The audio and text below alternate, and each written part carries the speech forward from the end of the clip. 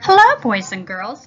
We're going to continue our readings from the Big Bedtime storybook by Patsy Scarry. This story from the book is called The Surprise. Remember, it's a look at the pictures and listen to its story, not really reading the words along with the teacher. Will you come for a walk in the woods with me, Mommy? Asked little Richard. Mother Rabbit buttoned his jacket and said, I'd like to, little Richard, but I have things to do before lunch. But where can I walk to? Asked little Richard. What will I do all alone? You can look for something, said Mother Rabbit. Look for a nice surprise and bring it home for lunch. So little Richard set out to look for a nice surprise. He walked until his nose told him to stop. And where he stopped, there was a fine big bush of strawberries. His mother loved strawberries, and so did little Richard. Strawberries would be good for lunch, so he picked all that he could find. But where did they go? Into his pockets? No, they didn't go into his pockets. They all went into little Richard's mouth. That's where, because young rabbits just love strawberries. So little Richard walked on through the woods looking for a nice surprise to bring home for lunch.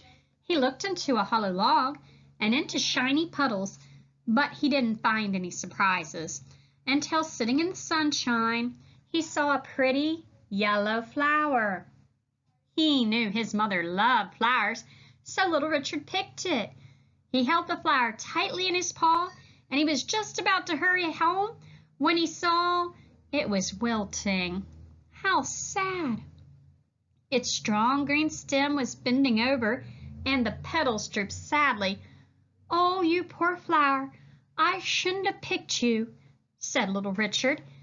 He poked a hole in the earth, and he put the flower into it so it would feel at home. Then he hurried along, looking for a nice surprise to bring home for lunch. He stopped. On top of a rock in the shade was a bit of a late spring ice.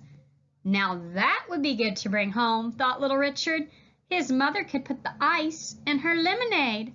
He found a stone and he chipped a bit of the ice off the rock. Pleased with himself, he put it into his pocket. But he had walked only a few steps before he felt something wet and dripping. Oh, the ice chip had melted. Little Richard would have to go home without a surprise. Then he heard a strange grumbling noise.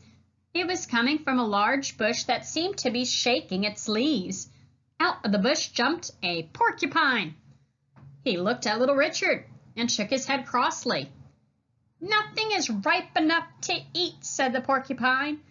The skunk cabbage is late this spring. Everything is late.